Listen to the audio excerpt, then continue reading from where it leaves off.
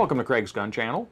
In this video, we're going to take a look at the full detail disassembly of the Charter Arms Explorer 2 pistol.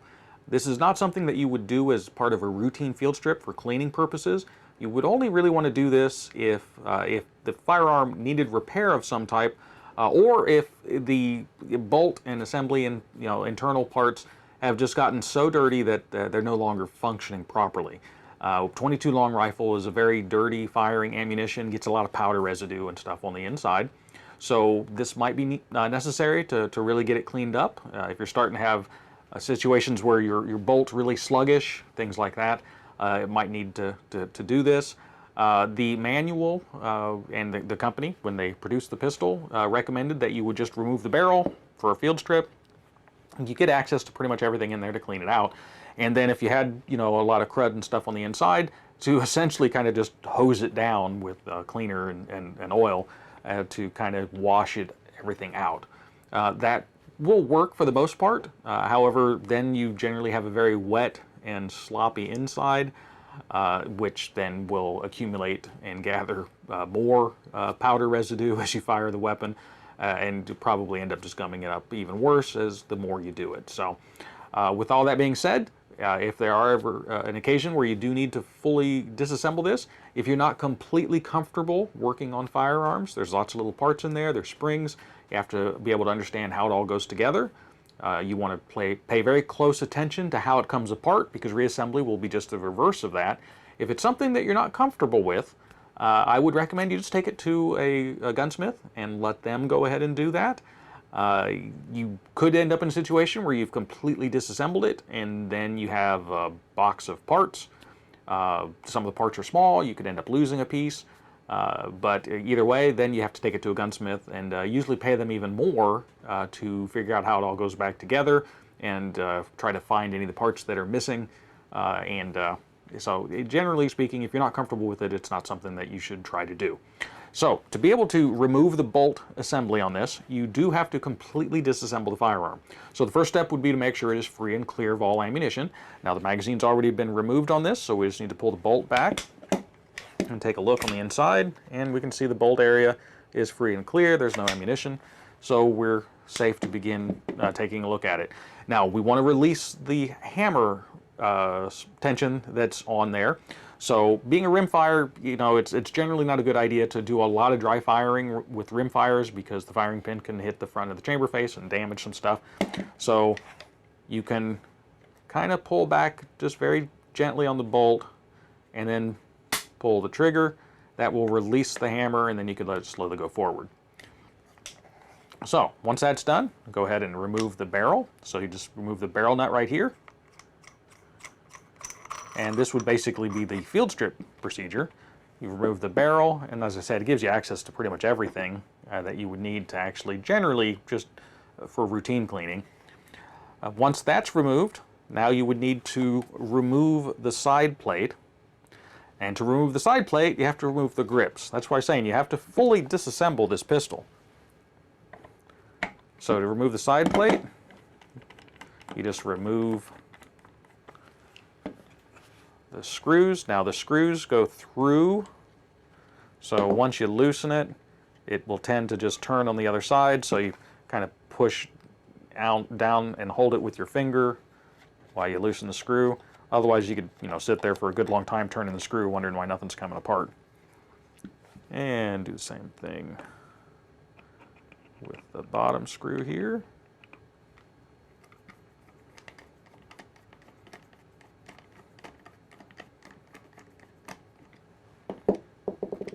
And have our two screws.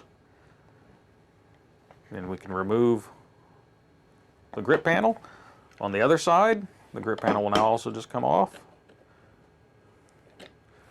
And there we go. You have these like little barrel nut screws that would go through, and then they just go through the holes in the frame through the other side. Now this is a little spring here that this is what would push down on the magazine that's just held in a little storage space here. This is the spring that would hold that magazine in place. So then it just basically goes in like so. And this spring is supposed to push it down far enough to where it'll pop out when you loosen it. Sometimes it does, sometimes it doesn't. Either way, those are springs, so if you pop on them too hard, they'll come off. So these ones are on there pretty good, so you don't have to worry about it. If you lose those, it's not the end of the world, it's just it won't retain your extra magazine in there anymore. So back over to this side, we can now take this screw out. Now if you notice, there is a pin that's right there. You want to kind of just keep an eye on that, because behind this cover plate is all of the fire control pieces and all the little springs with them. So once that screw is out, you can lift this plate up. Like I said, you do want to be careful that nothing goes flying out. And here, at this point, we can see some of the internal parts. There's a little coil spring right there.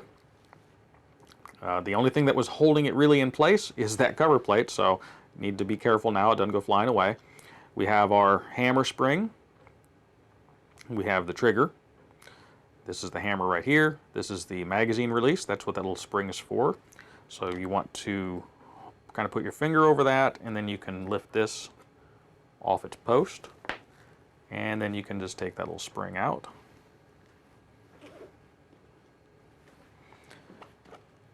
This right here is the ejector itself,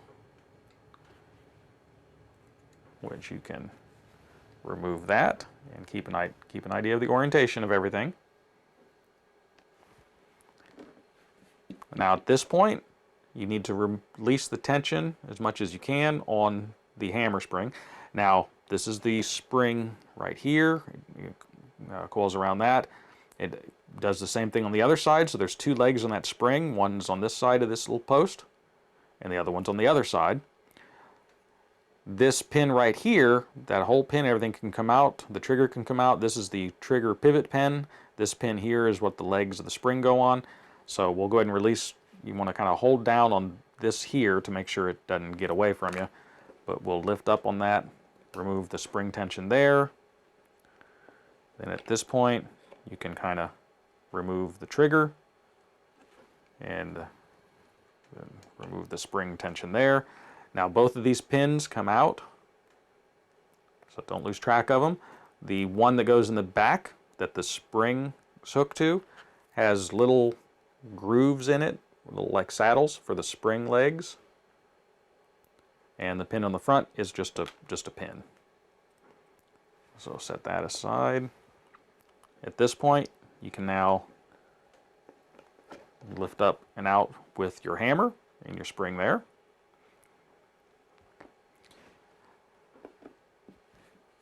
Now at this point, you can push in just slightly, because now the bolt's being retained with the bolt handle. So just push in on the bolt just a tiny bit. Just put your finger in and push in a little bit, and that removes the tension off this pin. Then the pin can just pull right out. And at that point, you can now slide the bolt, your spring guides, your recoil springs, and your bolt itself.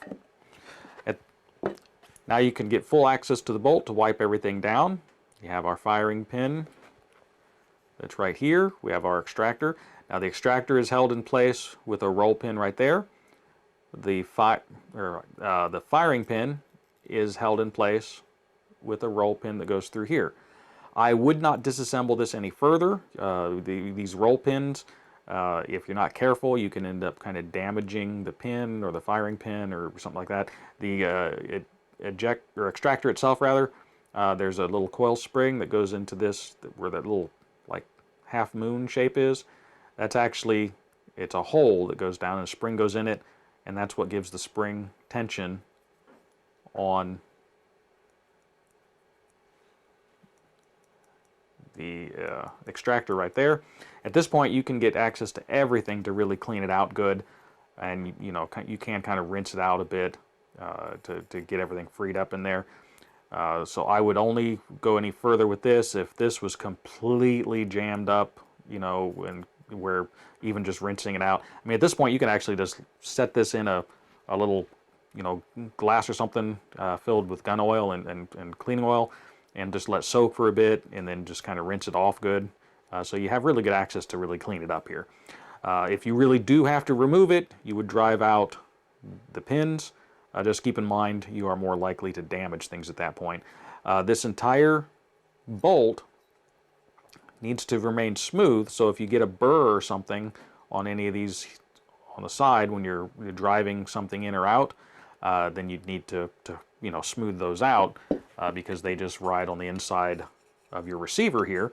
And the receiver's aluminum, so if you get a little burr in there, it will just chew up the inside of your receiver. At this point, this is as far as you need to disassemble anything. You have full access to everything to kind of clean it out and wipe it all down.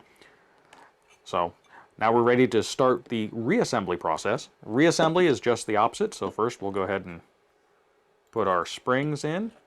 They go in each hole there. You have our little guide rods. It goes in just like that.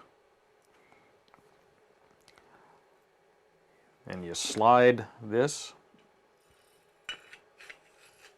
into the receiver, and then you just push the bolt in, line up the hole there, and then you can put the bolt handle, and then you can let loose. That'll hold in place then. So we'll go ahead and start with our hammer. The hammer goes into the notch right there on the bottom of the bolt, and then the pin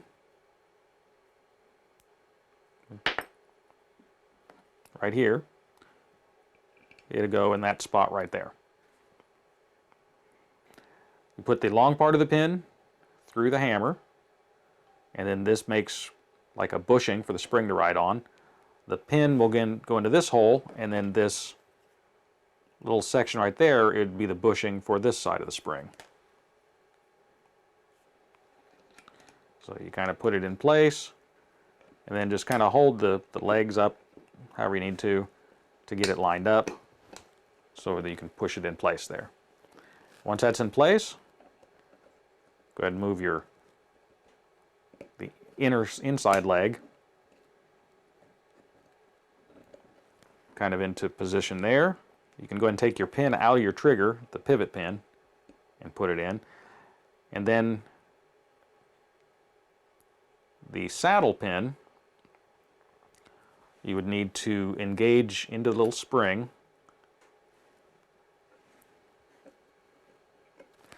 It's actually easier, quite honestly. If you lift this, you need to kind of hold this in place, because as you're moving these spring legs around, it's going to try to pop out. So just kind of lift the spring up.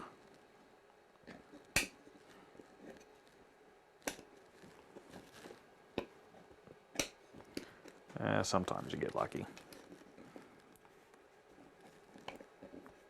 So you need to get your third hand. Well, it makes this difficult just trying to make it to where I can show it to you as well. To where you can kind of just hold the spring leg up with your finger. Then you can put your trigger in, and then get that spring leg so it's on the other side, and then make sure it's engaged. And the trigger doesn't move a whole lot, just about like that.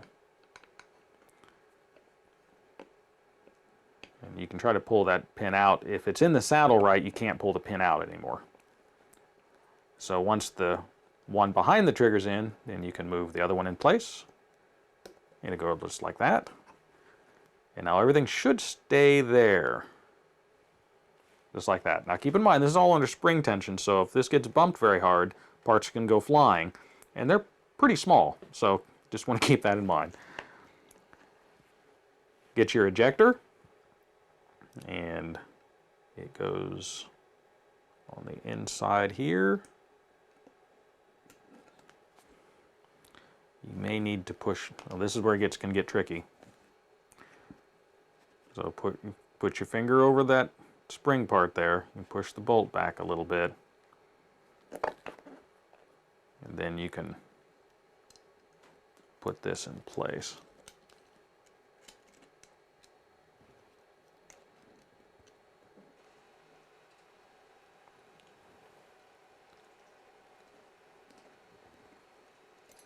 There.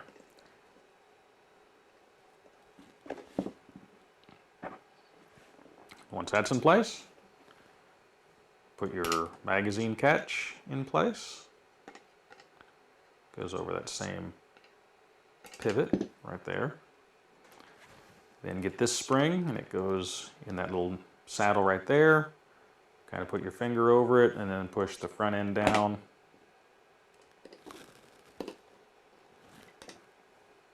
Just like that. Then make sure everything's pushed in, all the pins are in the holes. Then align your side plate up. This hammer pin needs to go through that hole. There's the pins for the trigger, they go in those holes.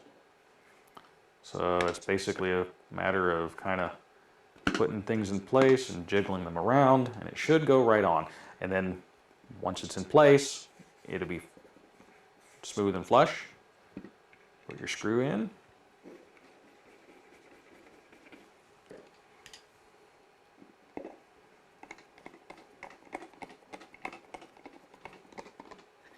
And then tighten it down. There again, doesn't have to be super tight, just snug it down.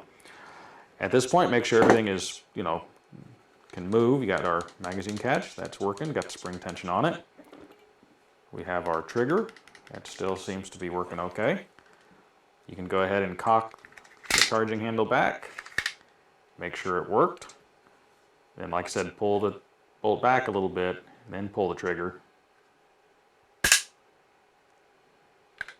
So that works.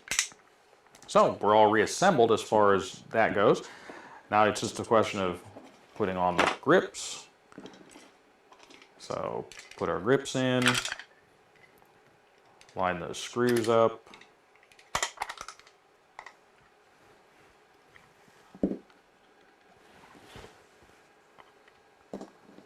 Put the other side on. Put our screws in.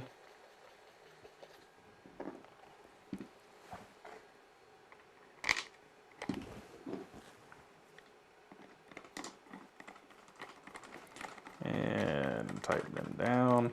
Like I said, you'll need to kind of hold up through the other side with your finger just to hold them in place. And you don't want these to be super tight either. Remember, you are tightening up. These grips are plastic. And, well, quite honestly, they're old. So they're going to be not the strongest. So just a little snug. And have our grips back on. Align the little post type thing on the barrel with the notch on the receiver. Then you can push in on the barrel. And that allows you to put the barrel nut on. And we are reassembled. I hope this video was of value. If you liked the video, please hit the like button. That helps the algorithm to promote our videos and help the channel to grow. If you have any comments or questions, please let us know. We'd like to read those, and we respond to as many as we can. And, so hopefully, like I said, hopefully you enjoyed the video. I guess we'll go ahead and wrap up there. So as always, until next time, stay safe.